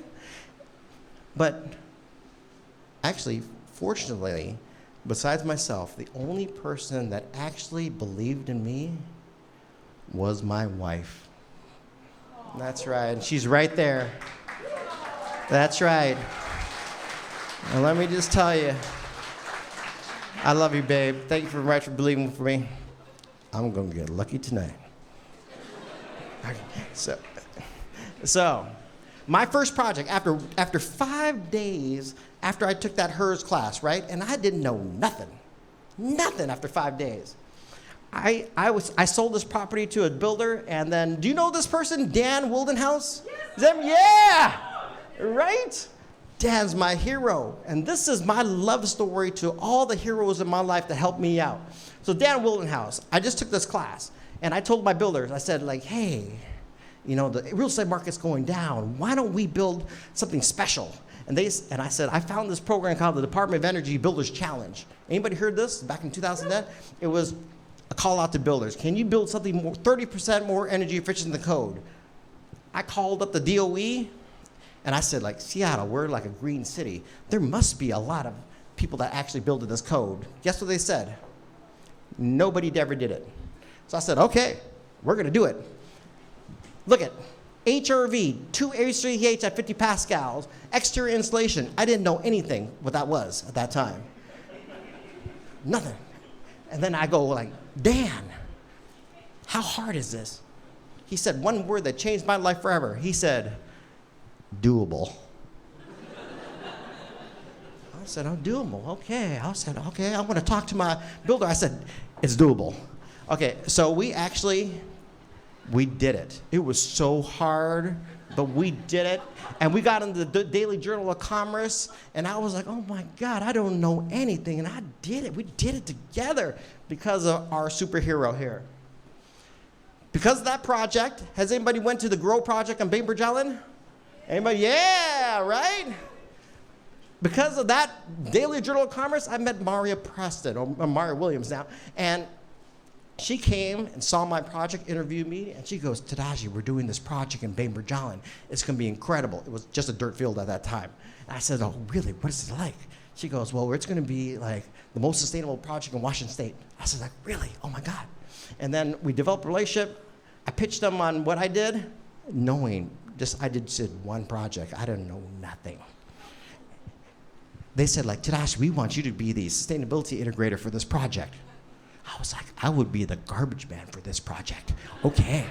So we did it. 10 years later, it became the #1 largest net zero community in Washington State. 140 homes. Yeah, that's right. 140 homes. And you want to tell everybody for inspiration is this. Whenever we do these projects, the whole community was up in arms.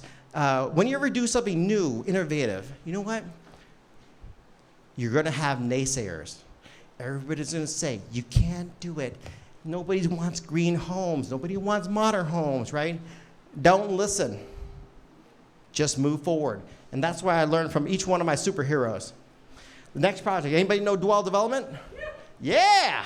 So Dwell Development, Anthony Mashman, he changed my whole entire life. When I met him, he was like, hey, Tadashi, why don't you come to the Seattle Housing Authority near Columbia City? We're going to do a project there, and we're going to try to, this is during a downturn, 2010, when Columbia City was just a dirt all over. And I said, okay. We pitched it to the Seattle Housing Authority. I got, 30 seconds? Okay, so 30 seconds. Keep on going, okay. So I said, like, okay, we're gonna, Seattle Housing Authority, we're gonna pitch it to them, we're gonna do built green 5-star. We're gonna do double stud walls, HRV, new designs for every one of the houses, 2 air exchange at 50 pascals, largest built green community in Washington. That was our pitch. When other builders were going bankrupt and cutting costs, Dwell Development, Anthony Mashman, decided to give them more. And as we turn to this, as we turn in the marketplace, we're turning in the marketplace right now, this is when what we do counts. We sold this project at framing when other builders couldn't sell their project at all. And we sold it for more per square foot than anywhere else. And that shows you what we do, people want it. And whenever I hear anybody that says like, oh, the clients don't want to pay more for it, they don't care. That's wrong. Whenever I hear that, it just shows me that they don't know how to market, they don't know how to design, they don't know how to touch what everybody here does. Oh yeah. Tiffany Bowie, one of my other heroes. Actually, Rainier Vista. You know who's another one of my heroes? I'm going totally off script right now. Does everybody know Martha Rose?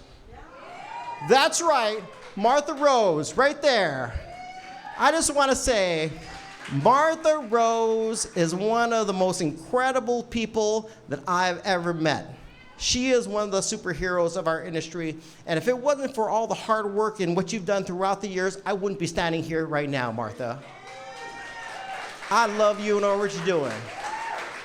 I want to put out, and by the way, she's going to be putting a couple houses on the marketplace pretty soon, and we're going to find some buyers for her because she's amazing. But one of the best builders ever. You know you're really good is when a wall gets named after you.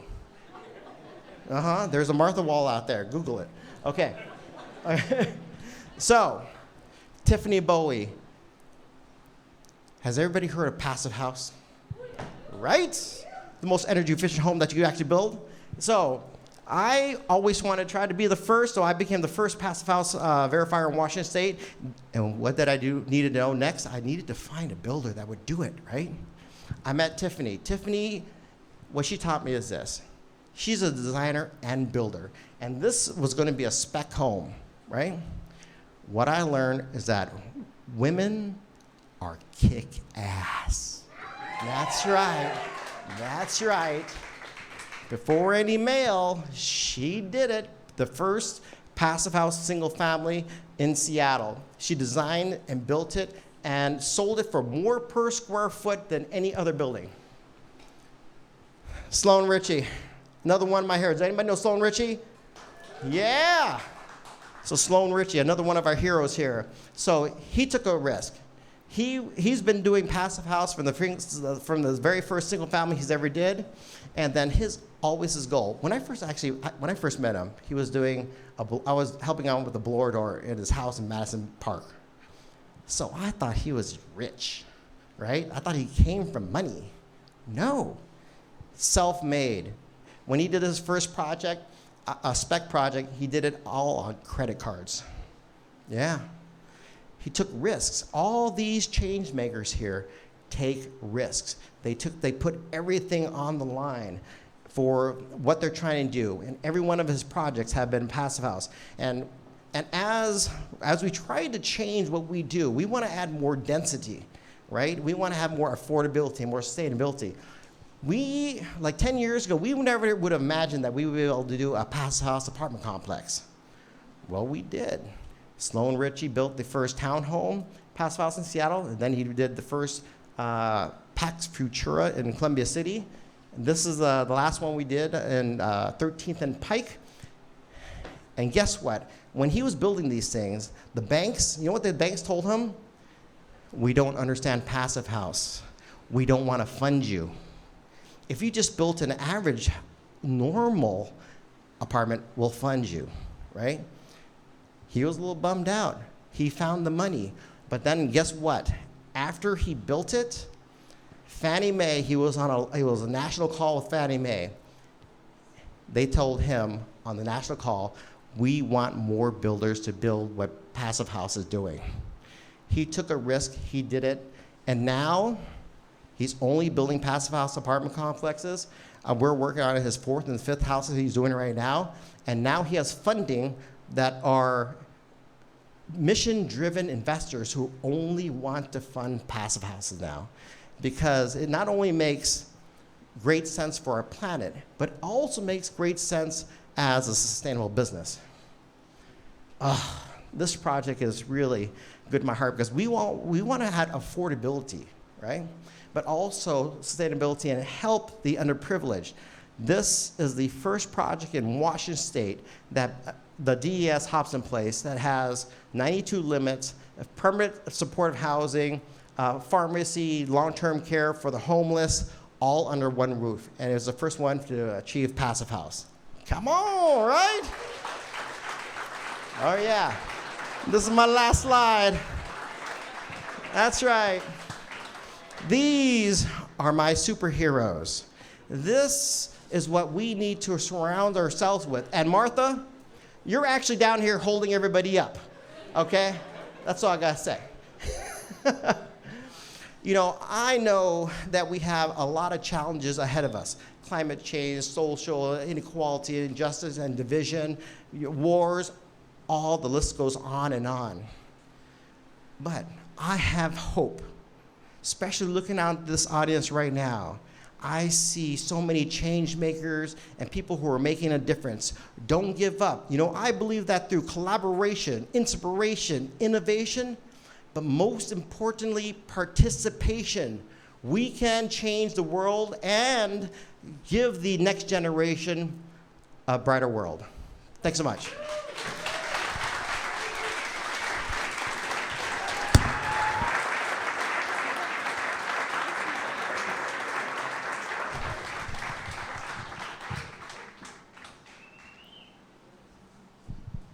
Wow. That was all of our presenters. Give another huge round of applause to every single one of our wonderful, wonderful, wonderful presenters tonight. What a great way to end off the night with Tadashi and that awesome presentation about our superheroes. before we go, there's more sponsor trivia. The Towards Zero Waste team at Sustainable Connections has been collaborating with this local organization to host a Freech, a community refrigerator that aims to break down barriers to food access by providing nutritious, free food to the public. Who might this be? Restore.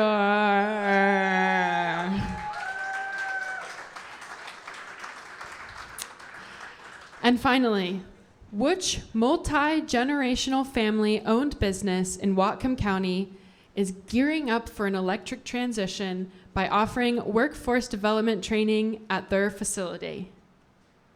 Any guesses? Barron, yeah. And with that, I would like to bring Rose Lathrop back on the stage for some closing statements. I don't have a lot to say to you all except for that, was that amazing? Yeah. Can we get one more giant round of applause for all of our presenters? I am always so impressed. Like, the thing is that we ask these presenters to come to do this thing, and I never know what they're going to say. And I just hope that it's going to be something great. And every year, our presenters deliver in the most amazing way. They inspire us. They make us feel better. They make us feel good about the trajectory of where we're going. And I am so glad that you guys are all here to hear everything that we saw tonight. So for those of you that are new to the Green Building Slam, I can't wait to see you next year. And for those of you that have done it before, thank you for coming again. I am overwhelmed by the joy of being around all you tonight. It is a pleasure to see you. And we don't have to leave. It turns into a nightclub at 9 o'clock. So go ahead and stay. We look forward to hanging out with you all. It's been a pleasure to spend the evening with you. Thank you so much. And one more last round of applause. How about a round of applause for Katie? Thank you. Megan and everyone else that's been part of this tonight, thank you so much. This is my speakers. Thank you, everyone. Thank you.